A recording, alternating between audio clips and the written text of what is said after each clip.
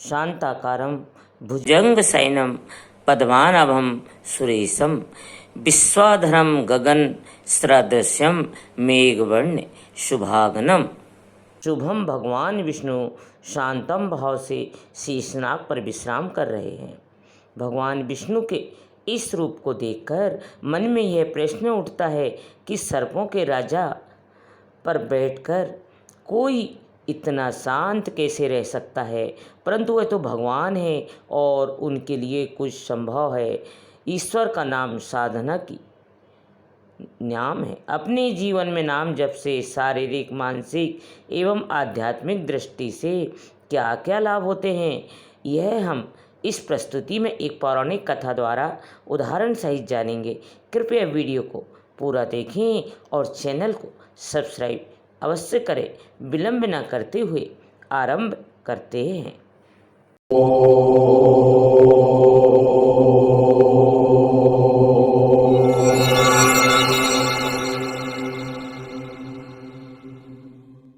वर्तमान में दुख के परिहार के लिए नाम जप करना ही उपयुक्त है। एक बार की बात है, वैकुंठ लोक में भगवान विष्णु के पास देवर्षि नारद गए और भगवान से जिज्ञासा प्रकट की। वह बोले, हे भगवान, मैं नाम की महिमा जानना चाहता हूँ। भगवान ने कहा कि मेरे नाम की महिमा जानना चाहते हो तो मृत्यु लोक में जाओ और किसी कीड़े के सम्मुख जाकर मेरे दिव्य नाम का उच्चारण करो। नारद जी मृत्यु लोक में गए और देखा कि एक कीड़ा अपनी स्वाभाविक गति से रेंग रहा था और नारद जी ने उसके सम्मुख भगवान के दिव्य नाम का उच्चारण किया। कीड़ा उसी क्षण मर गया।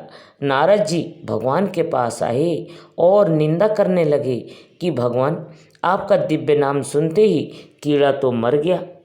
भगवान मुस्कुराए और कहा, मृत्यु लोक में पुनः जाओ, वहाँ फूल पर तितली बैठी होगी, उसे मेरा पावन नाम सुना देना। नारद जी मृत्यु लोक में गए और देखा कि एक फूल पर मस्ती से तितली बैठी है। उसे भगवान का नाम सुनाया। तितली भी नाम सुनते ही मर गई। नारद जी फिर भगवान के पास गए और कहा कि भगवान, आपके नाम को सुनते ही तितली तो मर गई। भगवान ने कहा कि कोई बात नहीं, इस बार किसी हिरण के बच्चे को मेरा पवित्र नाम सुनाना। नारद जी मृत्यु लोक में गए और देखा कि एक नर हिरण और मादा हिरण के पास छोटा सा बच्चा खेल रहा था। नारद जी सहमे सहमे कदमों से बच्चे के पास गए और उसे भगवान का नाम सुनाया। नाम के सुनते ही वह हिरण शावक भी मर गया। नारद जी यह सब देखकर दुखित हो गए और भारी मन से भगवान के पास जाकर कहा, भगवान, यह सब मैं क्या देख रहा हूँ? आपका पवित्र नाम तो तारने वाला होना चाहिए, किंतु यहाँ तो जीव जंतु मरते जा रहे हैं। भगवान ने आश्वासन दिया कि डरने की कोई बात नहीं, एक बार मृत्यु लोक में फिर से जाओ और किसी नवजात गाय के बछड़े को मेरा नाम सुनाओ। नारद जी ने चाहते हुए भी भगवान के बार बार कहने पर मृत्यु लोक में आई और देखा कि गाय एक नवजात बछड़ा पूंछ उठाकर पूरे उल्लास से दुग्धपान कर रही है। नारद जी डरे डरे से बछड़े के पास गए और भगवान नाम का उच्चारण किया। नारायण, गाय के बछड़े को भी वही गति हुई और वह तत्क्षण मर गया। नारद जी दौड़े दौड़े भगवान के पास आए और कहा कि भगवान, बंद कीजिए अपनी यह लीला, मुझे नाम की महिमा नहीं जाननी है। आपका नाम उच्चारण तो जीवों को मार रहा है, मेरी और परीक्षा मत लो।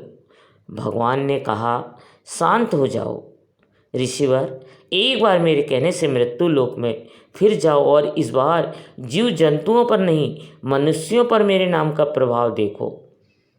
काशी नरेश के यहाँ एक पुत्र हुआ, उसके कान में मेरा अलौकिक नाम सुनाओ। नारद जी बोले, भगवान, आप मुझे कहाँ भेज रहे हैं? मैं कलंकित हो जाऊंगा, मुझे लोग हत्यारा मानेंगे। भगवान के आदेश से उनके बार बार विश्वास दिलाने पर नारद जी काशी नरेश के यहाँ गए और वहाँ शिशु जन्म के उपलक्ष्य में उत्सव मनाया जा रहा था। राजा को जब पता लगा कि बैकुंठ लोक से देवर्षि आए हैं तो उन्होंने उनका खूब स्वागत सत्कार किया और कहा कि आप नवजात शिशु को आशीर्वाद दे दें। नारद जी के पैर आगे नहीं बढ़ रहे थे। भय से व्याकुल वे शिशु के समीप गए और उसके कान में दिव्य भगवान नाम का उच्चारण किया। नारायण नारायण। नारद जी ने जैसे ही नाम सुनाया, शिशु ने बोलकर नारद जी को प्रणाम किया। नारद जी अत्यंत आश्चर्यचकित एवं गदगद होकर बोले कि बालक, तुम कौन सी शक्ति से बोल रहे हो? उसने कहा, हे महर्षि, क्या आपने प्रभु के दिव्य नाम की महिमा एवं शक्ति नहीं पहचानी है? मैं वह कीड़ा, तितली, हिरण का बच्चा, गाय का बछड़ा हूँ। प्रभु नाम से मैं सहज ही प्राण त्याग रहा तथा आज मनुष्य जन्म में आया हूँ। नारद जी के सब संशय दूर हो गए।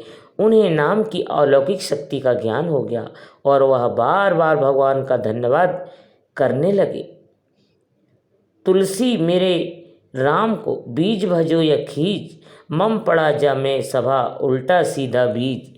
अर्थात भूमि में जब बीज बोए जाते हैं तो यह नहीं देखा जाता कि बीज उल्टे पड़े हैं या सीधे, पर फिर भी कालांतर में फसल बन जाती है। इसी प्रकार नाम सुमरन कैसे भी किया जाए, उसके सुमरन का फल अवश्य ही मिलता है।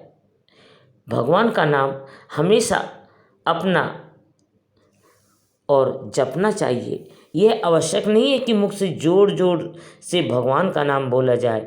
अपने मन में भी ध्यान करके भी भगवान राम, श्री कृष्ण या जगत गुरु भगवान शिव आदि का नाम जपा जा सकता है। किसी भी परिस्थिति में ईश्वर का नाम लेने से सभी संकट टल जाते हैं। आज की हमारी प्रस्तुति में इतना ही। अगर आपको इस प्रस्तुति से कुछ ज्ञान प्राप्त हुआ हो तो वीडियो को लाइक करें और हमारे चैनल को सब्सक्राइब अवश्य करें। मिलते हैं एक और ज्ञानवर्धक वीडियो के साथ। तब तक के लिए जय जय श्री राम।